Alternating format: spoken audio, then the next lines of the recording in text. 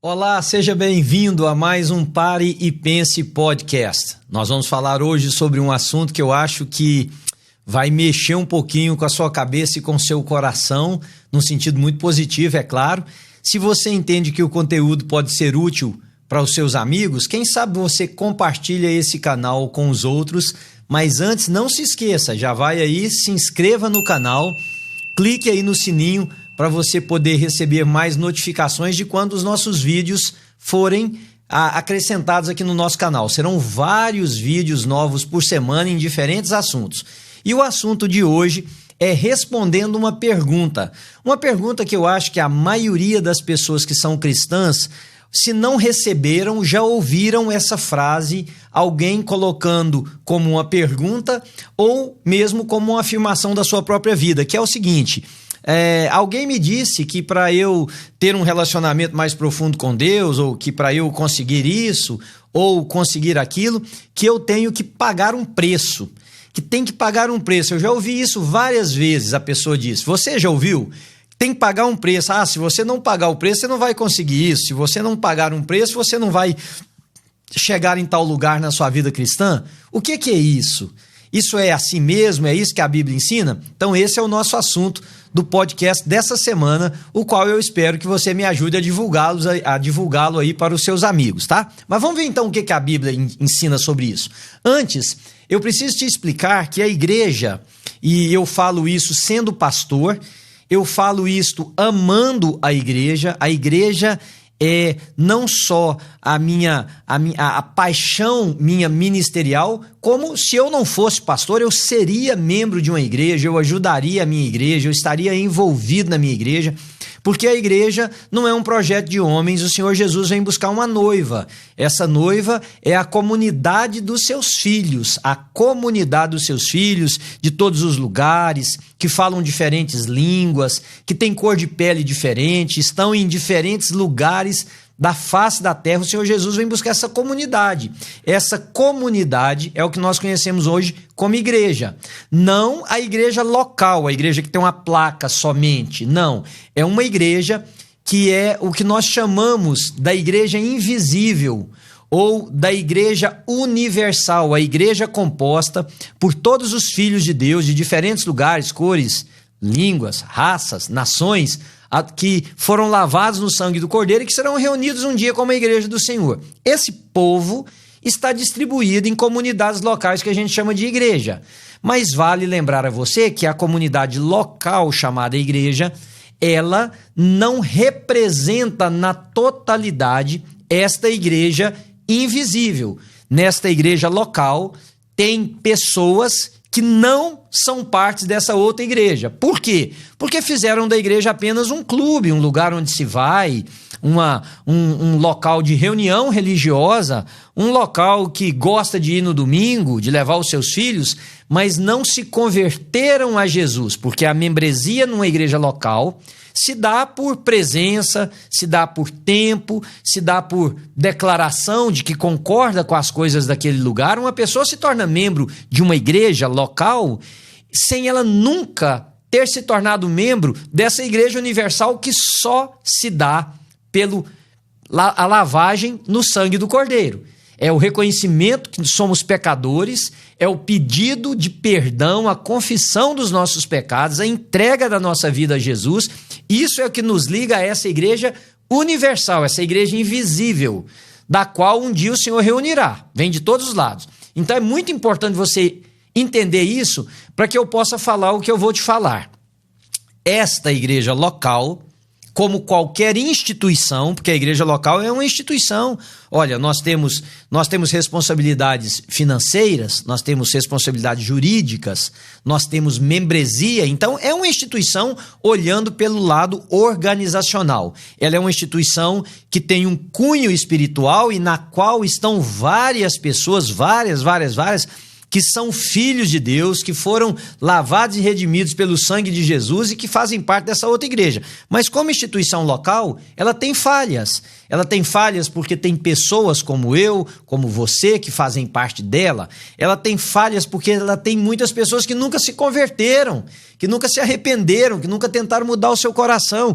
Quanto mais eu convivo com as pessoas, como pastor que sou, mais eu vejo como a igreja cristã, a igreja evangélica, no caso, porque eu sou um pastor, tem gente nela que a forma de lidar com a vida, a forma de tratar os problemas, a forma de tratar as outras pessoas, a forma com que ela trata a própria igreja, demonstra que, embora religiosa, essa pessoa jamais se converteu a Jesus de Nazaré. Então, um lugar que tem gente que não se converteu, ele vai tratar a vida, as pessoas, os problemas de acordo com os costumes e a orientação que ele tinha antes de se converter.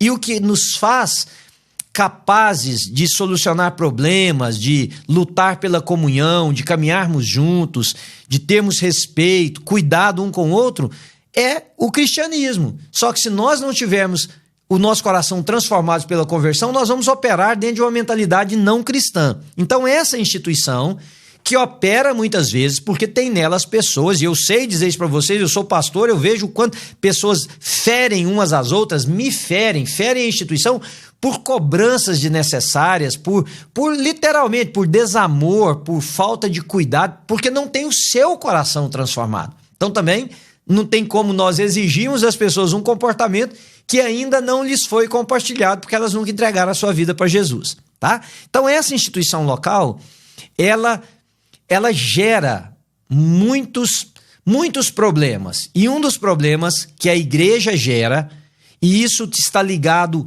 muitas vezes à consciência do pastor que é líder daquela comunidade, é o sentimento de culpa. E eu vou dizer para vocês por quê. Porque o sentimento de culpa mantém a pessoa na posição de imperfeição. E na posição de imperfeição, ela deve buscar a perfeição ou a melhora. Só que ela não busca porque entende que há algo nela que precisa ser mudado e ela vai trabalhar para mudar. Ela tenta mudar para pagar uma conta para que ela então seja aceita pela divindade a quem ela presta culto. Então, pastores mantêm muitas vezes pessoas em um estado de culpa, porque aquele estado de culpa que essas pessoas são mantidas faz com que ele tenha um controle maior sobre a igreja. Faz com que estas pessoas se mantenham mais alienadas a essa instituição local chamada igreja, mais dependentes da igreja. Veja, se você me ouve falar assim, você pode até imaginar que eu sou contra a igreja. Não, a igreja é a noiva do Cordeiro, a igreja não é instituição humana, foi o próprio Senhor Jesus Cristo que disse, olha, as portas do inferno não prevalecerão contra a minha igreja, mas a igreja local, cada instituição tem uma série de problemas, e uma delas, que eu acho gravíssimo, é como os púlpitos de algumas igrejas aumentam a culpa. Porque aumentando a culpa, pensam esses líderes que eles aumentarão a devoção dos seus fiéis, eles aumentarão a dedicação dessas pessoas, e isso não acontecerá, porque o fator por trás da culpa vai gerar medo, vai gerar inadequação. E quando nós operamos por medo ou por inadequação, nós deixamos de cumprir o propósito para o qual nós fomos criados. Porque aí o que vai determinar a nossa vida é a performance e não o coração transformado. Porque o medo e a culpa exigem de mim e de você uma performance melhor, sem necessariamente ser fruto de um coração que foi transformado, de um coração que compreendeu, de uma mente renovada no Espírito Santo de Deus. Então, por exemplo, há vários pastores que colocam a culpa do dinheiro, a culpa da falha financeira em você não ter trazido um determinado dízimo na sua igreja. Ok? Esse sentimento de culpa, então, gera em você agora um cuidado absurdo de tentar manter a sua contabilidade diante de Deus no melhor que você puder, porque Deus está te punindo porque um dia houve falhas, tá? Isso gera culpa. Qual seria o caminho ideal, adequado para isso, é fazer com que cada pessoa entendesse generosidade, entendesse bênção, entendesse que tudo que nós temos é uma dádiva de Deus, é um presente de Deus, é a misericórdia de Deus que se renovou na nossa vida a cada manhã, de que o mérito não é nosso, é do Senhor que nos deu, e que Ele nos deu para que nós fôssemos mordomos. Ele é o dono, nós somos os mordomos. Nós somos os despenseiros, aqueles que pegam do tesouro que nos foi confiado e repartimos com os outros. Então, a partir desta consciência, a minha oferta, o meu dízimo, a minha contribuição flui de um coração que entende que foi abençoado para abençoar. E não de um coração que tem uma dívida com um Deus que está fazendo contabilidade lá no céu para saber se está faltando alguma coisa na matemática das minhas doações para me punir ou para me abençoar. Entendem? É a diferença, a linha é muito tênue, é muito fina. Se nós não tivermos cuidado, a gente passa para o outro lado. Aí tem pessoas que me dizem assim, bom, mas então se não houver essa cobrança, ninguém vai dar dízimo e nem vai dar oferta. Eu acho que não deveriam dar. Porque se eles estão dando a base da cobrança, do medo, da punição, do sentimento de rejeição, do sentimento de inadequação, essa oferta não é oriunda de um coração alegre. A Bíblia diz que o Senhor ama quem dá com alegria. É claro, eu entendo que muitas vezes na vida cristã a gente precisa fazer coisas, inclusive ofertas, contrariando o nosso próprio coração. Porque o nosso coração é tendencioso à avareza, o nosso coração é tendencioso a segurar, ao egoísmo. Eu sei que de vez em quando a gente precisa lutar contra essa natureza e dizendo o seguinte, olha, meu coração, você se inclina para uma outra coisa, mas eu entendo que a minha atitude diante de Deus deve ser essa. Então eu faço contrariando o meu coração, mas não no sentimento que eu estava dizendo para vocês, que é aquela culpa imposta. Eu estou fazendo essa introdução inteira para que você entenda a resposta que eu vou dar com relação ao tem que pagar o preço. Porque tem gente que entende que para ser próspero tem que pagar um preço. Qual o preço? O de eu dar dinheiro para a igreja. Veja, o dia que você encontrar, o dia que esse Deus aí que você serve for um Deus comprado com o seu dízimo e com a sua oferta, você não deveria querê-lo. Porque um Deus que é subornável, ele não é confiável. Um Deus que é comprado à custa do seu dinheiro, ele não deve ser um Deus a quem você entregue a sua devoção, o seu coração, porque esse é um Deus instável.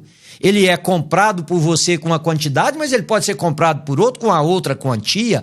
O Deus da Bíblia não é assim, queridos. Não há nenhum lugar das Sagradas Escrituras o ensinamento que o Deus da Bíblia é assim. Ele é Senhor. Ele é soberano, ele é dono de tudo, todo ouro, toda a prata. O salmista diz que do Senhor é a terra, o mundo, os seus habitantes, tudo que nela há. O Deus da Bíblia não está à venda à custa de dízimos que você traga na igreja. Ele não é uma pessoa ou uma divindade a ser contratada por um valor financeiro para realizar os desejos do seu coração. Não, ele é Senhor e faz tudo conforme a sua vontade. O que Deus quer com relação a dinheiro, que é o que eu estou dizendo agora, eu e você possamos entender, é que nós somos mordomos daquilo que ele colocou na nossa vida. E como tal, como mordomos, nós distribuímos, nós somos canal, nós usamos para nós, para o nosso próprio bem, para a nossa família, nós usamos para amigos, nós usamos para causas que nós entendemos ser justas, nós usamos na nossa igreja, para que o ministério daquela igreja local continue a crescer, continue a alcançar pessoas, continue a abençoar os diversos ministérios, continue a servir bem crianças, adolescentes, jovens. Nosso dinheiro colocado junto, com consciência, sem medo, sem contabilidade, sem falar assim, faltou $1 ou R$1. Não, isso é feito com o coração, isso é feito com compreensão de que juntos nós vamos adiante. Mas quando a igreja começa a ensinar isso do púlpito, a reação de vocês que estão do outro lado é dizerem o seguinte, bom, então se não tem cobrança, eu não vou dar. E aí pastores, por medo de verem o caixa das suas instituições caírem, a ponto de até não poderem mais existir, então eles retraem dessa posição e continuam perpetuando um outro ensino errado, contra as Escrituras, que vai gerar medo, que vai gerar culpa. Quando a igreja promove culpa, ela entende que está mantendo a pessoa alienada a ela, mas não está. É como se ela tivesse reféns. E tudo que refém quer é descobrir o dia que ele vai ficar livre. Você não encontrou ainda um refém que ele falou assim, não, vieram me libertar aqui do cativeiro onde eu estava, mas olha, eu quero ficar aqui. Meu sonho é ser refém. O que eu gosto é de ser refém. Eu vivo bem como refém. Não, todo mundo tem o desejo de ser livre. Então estas pessoas, elas não estão fazendo o que estão fazendo em uma determinada igreja por compreensão, por entendimento, por mente transformada, por coração iluminado com a palavra, elas estão fazendo porque são reféns. O dia que o refém for colocado, der a oportunidade dele ser livre, ele vai sair correndo. E é por isso que às vezes há um êxodo tão grande das igrejas, e é por isso que há uma queda tão grande, por exemplo, no que eu estava dizendo, que era as arrecadações, o dia que a pessoa descobre aí, por rejeição, até mesmo por mágoa, ele se afasta do que ele estava fazendo. Então, voltando a falar do pagar o preço, que não tem a ver com dinheiro. Geralmente essa frase, quando ela é colocada, ela tem a ver com penitência. Significa que eu errei, que você errou, e por causa desta falha tem uma cobrança com Deus que eu preciso pagar. E esse pagamento se dá através de alguma forma de penitência. Uma penitência física, corporal, né? Ou uma penitência de tempo, uma penitência de certas dedicações. Há também um outro ambiente em que essa frase é colocada. Você tem que pagar um preço. Por exemplo, você quer chegar mais perto de Deus, você tem que pagar um preço. Também está falando de penitência. Agora veja, Paulo escrevendo a igreja em Corinto, uma igreja que tinha diversos problemas.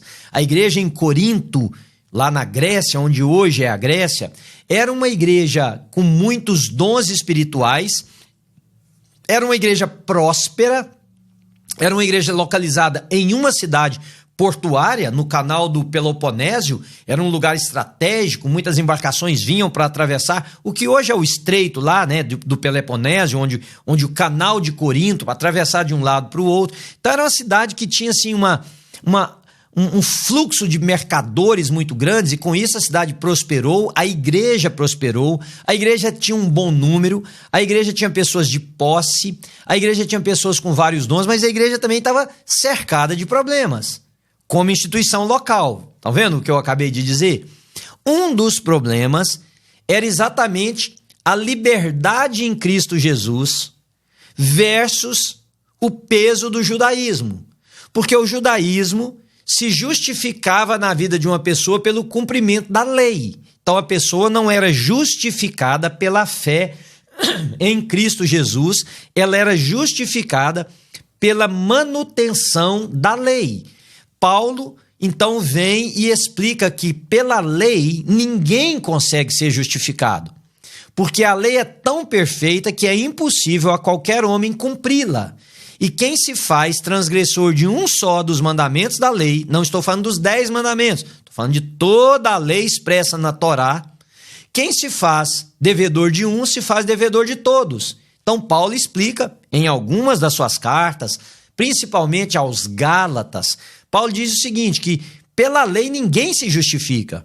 Então, em que ou em quem nós somos justificados? O que é ser justificado? Essa palavra, no contexto bíblico, ela tem um cunho forense. É como que um juiz que bate o martelo e declara inocente uma pessoa. Declara que essa pessoa, todos os seus erros anteriores foram pagos. Então, a justificação, de uma forma muito simplória, colocando para você entender, é isso, muito simples, perdão. Então, o apóstolo Paulo está dizendo que pelas obras da lei ninguém pode. Lá na igreja de Corinto, tinha essa confusão.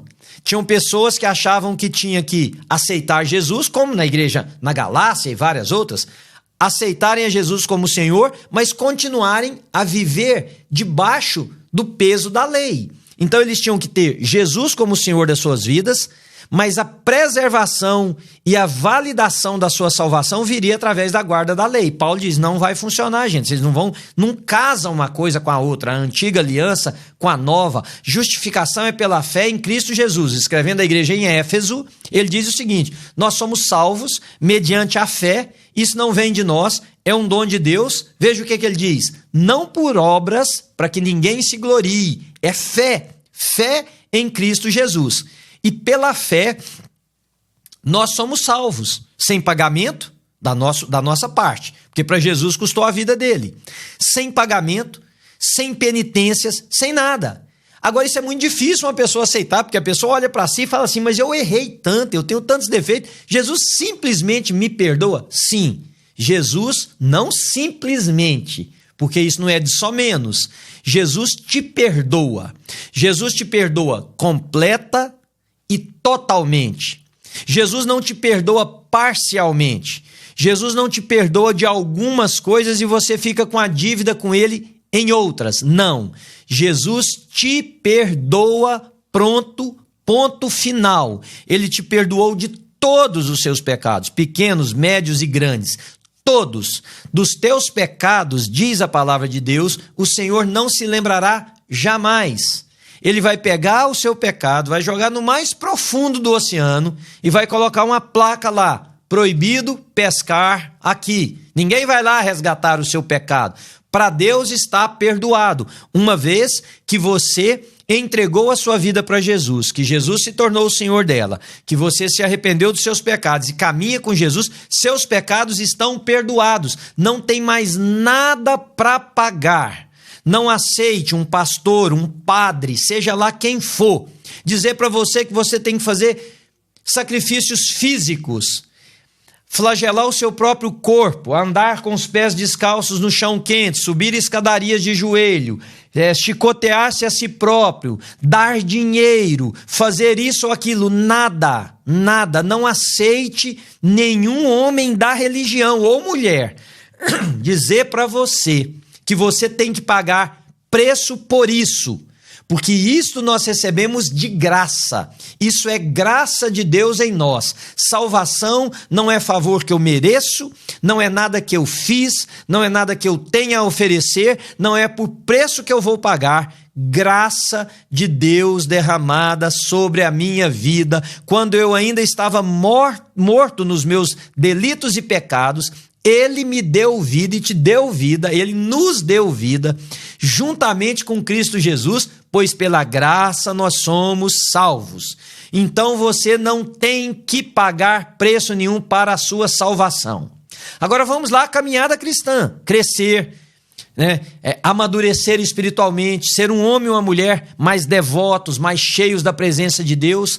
Tem que pagar preços? Não, nenhum. Tem mudanças de vida. Mudanças de vida que você e eu temos que fazer. Caminhos que nós temos que deixar de trilhar. Outros que nós precisamos começar a percorrer. Notem, eu tenho inclinações e você tem inclinações naturais ao pecado, porque a natureza pecaminosa está em nós. Ela luta, ela opera contra mim e contra você para nos afastar de Deus. Então, nessa luta contra a minha natureza pecaminosa, eu vou fazer coisas que não são minha tendência natural. Por exemplo, se a minha tendência natural é a amargura, é o ódio, eu agora vou contrariar a minha natureza, sendo mais amoroso, sendo mais pacífico, sendo mais perdoador. Então, qual é o preço a pagar? Não esse que eles estão explicando para você. O que eu tenho é uma mudança de natureza, que é um trabalho a 4 mãos, do Espírito Santo e meu. É o Espírito Santo iluminando a minha mente, o meu coração, é eu ouvir a palavra de Deus e entender, pelo Espírito de Deus, aquilo que me é requerido para que eu me pareça mais com um discípulo de Jesus Cristo. Então agora, consciente disto, tendo absoluta convicção de que esse é o caminho da cruz, eu vou trilhá-lo mesmo contrário à minha natureza. Então não é que eu estou pagando um preço, eu estou trilhando caminhos que agora eu compreendo alguns deles, mesmo contra a minha vontade, de que é o caminho que eu devo andar como filho de Deus. Porque o filho quer agradar o pai. O filho de Deus quer agradar a Deus. O filho de Deus vai ouvir as instruções do seu pai, que são os livros nas Escrituras Sagradas, que é a Bíblia Sagrada. Eu vou ouvir essa orientação, essa direção, esse ensino, e como filho que sou, eu vou me amoldar a ele. Eu quero isso para minha vida, eu quero crescer, eu quero amadurecer. Por isso que a igreja está cheia de gente imatura, crianças, gente birrenta, cheia de mimimi, gente carnal, nunca se converteram. Vão a uma igreja, brigam pela forma de batismo, briga pelo jeito que faz com a criança, briga porque a liturgia do culto não é do jeito que ele ou ela colocaria. Gente carnal, não tem nada a ver com o Espírito Santo de Deus, porque são carnais, nunca se converteram. O Filho de Deus quer ser mais parecido com Jesus. Para isso, o que eu tenho que fazer? Do que eu tenho que abrir mão? Eu vou ter que mortificar alguns dos meus desejos, porque alguns dos meus desejos não condizem com a palavra de Deus. Vocês entendem o que eu estou dizendo? Alguns dos meus desejos me levam para longe de Deus. Então eu vou ter que mortificar esses desejos. Eu não vou ceder a eles. Eu não vou andar de acordo com a minha natureza carnal. Eu não vou andar de acordo com a propaganda deste mundo. Eu não vou andar de acordo com o pensamento dominante em uma época. Não. Eu vou andar agora pela orientação do Espírito Santo de Deus através dos ensinos contido na Bíblia Sagrada. E quando eu ando desta maneira, eu vou mudando a minha forma de viver, que alguns podem dizer o seguinte: tem que pagar um alto preço para ser discípulo de Cristo. Não, o próprio Senhor Jesus Cristo disse: eu não tenho onde repousar a cabeça. Passarinho tem ninho, raposa tem covis, o Filho do Homem não tem. Quem quiser vir após mim, negue-se a si mesmo, tome cada dia a sua cruz e siga-me. É um processo de mortificação de desejos, é um processo de mortificação da natureza pecaminosa para que a natureza de Cristo cresça em nós e nós sejamos cada dia mais parecidos com Ele. Mas tem nada a ver com comprar Deus com dinheiro, com penitência, com isso ou com aquilo. Porque aí até o jejum precisa ser repensado a partir desta perspectiva. Se você jejua para forçar Deus a fazer alguma coisa na sua vida, você está usando o jejum como moeda de troca. O jejum é para que eu e você nos aproximemos mais de Deus. O jejum é, inclusive, para mortificar uma coisa chamada desejo de comer. Eu quero mostrar para a minha carne que quem tem controle sou eu, não ela. Eu posso passar horas ou dias sem comer porque eu quero, nesse período, me dedicar a orar, a ler mais as Escrituras Sagradas, a meditar mais na Palavra de Deus, a refletir na minha vida diante do Espírito Santo, para que eu entenda o que é que precisa ser mudado nele, em mim, nessa pessoa que está jejuando. Mas o jejum nunca pode ser uma moeda, uma força para trocar algo com Deus ou para obrigar Deus a fazer alguma coisa que ele está hesitante em fazer. Isso é paganismo. Isso é compra de favor pelas divindades. E a gente encontra isso em todas as religiões pagãs.